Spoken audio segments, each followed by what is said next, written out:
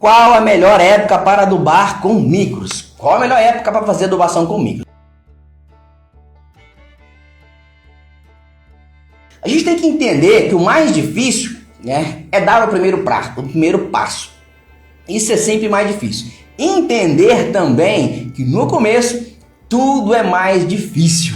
Literalmente, é isso mesmo. Então o que acontece? Quando a gente tem que ajustar algumas coisas, seja na nossa casa, na nossa propriedade, na nossa lavoura, sempre no começo teremos um pouco mais de dor de cabeça.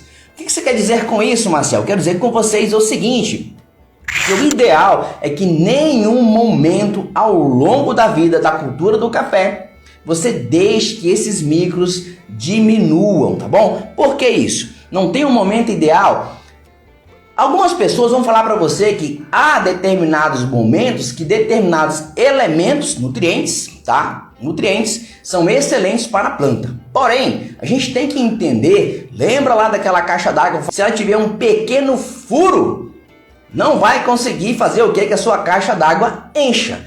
Então, cara, o que acontece? Se você deixar em algum momento um desses micronutrientes faltar, certamente começará a comprometer. O ideal é que ao longo do tempo, todo ano, a quantidade necessária desses micronutrientes, seja dos macronutrientes, primários, secundários, esteja nas quantidades ideais. Bom, vamos lá. Por que eu falo que no começo é mais difícil? Você fazer esse ajuste, tá? Conseguir elevar essa quantidade de nutrientes com aquelas relações são mais legais, tá? Relações 3,5, eu gosto muito dessa relação, acima de 3,5 ali de cálcio e magnésio. Trabalhar com cálcio, pelo menos aí acima de 3, eu gosto muito acima de 4, tá bom? Trabalhar com magnésio acima de 1. Então são valores, por exemplo, que você tem que manter. Trabalhar com potássio nunca abaixo de 120. Então são números que parecem que no início são difíceis de conseguir. Mas entenda, a partir do momento que você começa a trabalhar a estruturação do seu solo, tá bom? As coisas depois começam a ficar mais fáceis, tá bom? Então o ideal é que a todo ano, ao longo do ano, os nutrientes estejam disponíveis. Época melhor de aplicar. Aí cheguei então lá, agora que eu vou responder. Minha mulher fica doida comigo, que você não responde logo, mas que você tem que entender.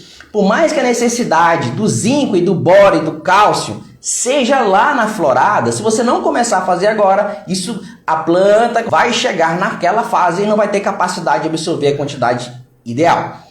Por mais que agora a planta necessita de altas quantidades, tá bom? Quantidades, se você já veio suprindo, você não vai correr tanto esse risco. Quantidades muito legais de potássio, de nitrogênio. Para quê? O potássio para ajudar aí essa parte de enchimento desses frutos, deixar os frutos mais pesados, fazer que esses frutos tenham menor concentração de água. Porém, porque o cloreto de potássio ele tem um alto teor de cloro, geralmente de 30 a 40% do conteúdo que tem lá é cloro, 60% é cálcio, KCl. O que acontece com isso? O cloro gera uma grande quantidade de armazenamento de água no grão. Então acontece que o grão fica muitas das vezes aparentemente pesado, mas o rendimento é baixo, porque alta concentração de água, principalmente para quem vai trabalhar então com